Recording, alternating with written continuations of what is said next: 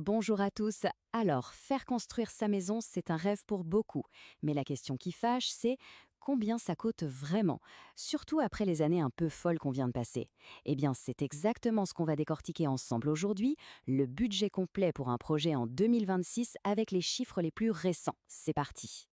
Voilà, on y est. C'est la question à 1 million, ou presque. Combien faut-il mettre sur la table, concrètement, pour une maison neuve en 2026? On va voir ça en détail, étape par étape. Et la première chose à savoir, et c'est une super nouvelle, c'est que 2026, eh bien, ça s'annonce comme un vrai tournant. Franchement, après quelques années de galère, le secteur de la construction respire enfin. On a une fenêtre de tir, une vraie opportunité qui se dessine.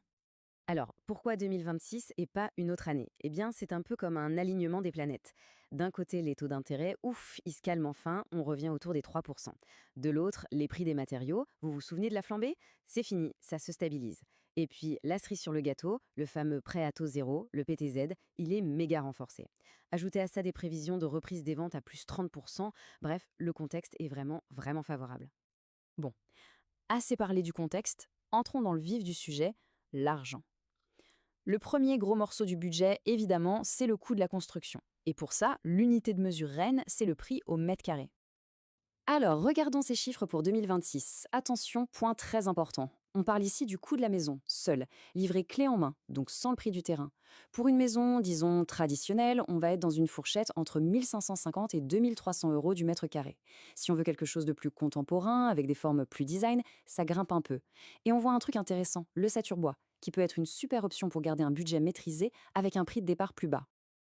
Ok, mais les prix au mètre carré, c'est un peu abstrait. Traduisons ça en budget total. Prenons la maison type, une maison de 100 mètres carrés. Rien que pour la construction, il faudra prévoir une enveloppe qui va de 155 000 euros à 260 000 euros. Là, tout de suite, ça parle plus, non?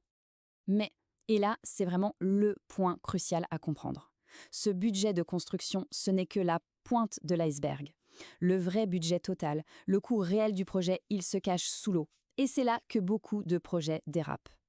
Ce graphique, il est parfait pour ça. Regardez bien. La construction de la maison, les murs, le toit, tout ça, c'est seulement 65% du coût final.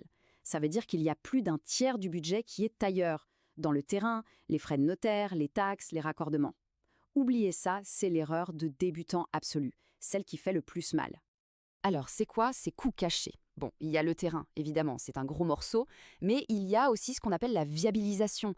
En gros, amener l'eau, l'électricité, le tout à l'égout jusqu'à la maison. Et ça, attention, ça peut chiffrer très vite, jusqu'à 28 000 euros parfois. Il faut aussi penser aux frais de notaire, aux études de sol qui sont obligatoires, aux divers permis, à l'aménagement du jardin, de l'allée. Bref, la liste est longue et chaque ligne compte. Ok, on a le budget total en tête. La question maintenant, c'est comment on finance tout ça? Et c'est là qu'arrive la deuxième excellente nouvelle de 2026. Et franchement, le mot n'est pas trop fort. C'est une petite révolution. Cette révolution, elle a un nom. Le prêt à taux zéro, le PTZ. Mais attention, pas n'importe lequel. Le PTZ version 2026. C'est tout simplement l'aide la plus puissante, la plus avantageuse qu'on ait jamais vue pour faire construire. On peut parler d'une opportunité historique sans hésiter. Alors, concrètement, ça donne quoi? Premier point, le montant qu'on peut emprunter à taux zéro, il bondit de 25%. C'est énorme. Ça donne une vraie bouffée d'oxygène à plein de dossiers. Deuxième point, et là, c'est du lourd, le PTZ peut maintenant financer jusqu'à 50% du projet total pour les ménages aux revenus modestes. Vous avez bien entendu, la moitié du projet sans payer un centime d'intérêt. C'est un levier incroyable.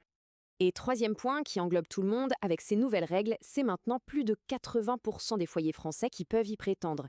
L'accès à cette aide n'a jamais été aussi large.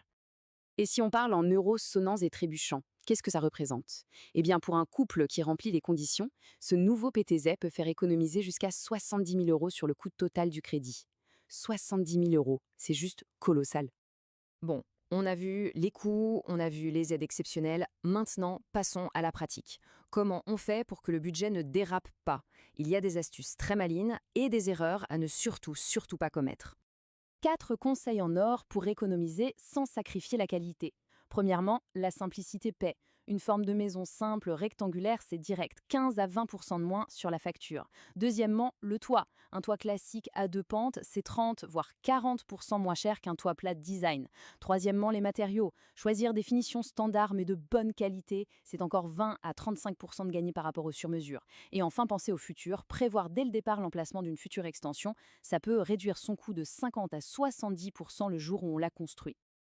Et maintenant, le top 4 des erreurs à éviter. La première, on en a parlé, zapper les frais annexes, la partie immergée de l'iceberg. La deuxième, ne pas prévoir une petite marge de sécurité, 5 ou 10%, pour les imprévus. Il y en a toujours. La troisième, un grand classique, choisir le constructeur le moins cher sans regarder le reste. Ça, c'est souvent la recette du désastre.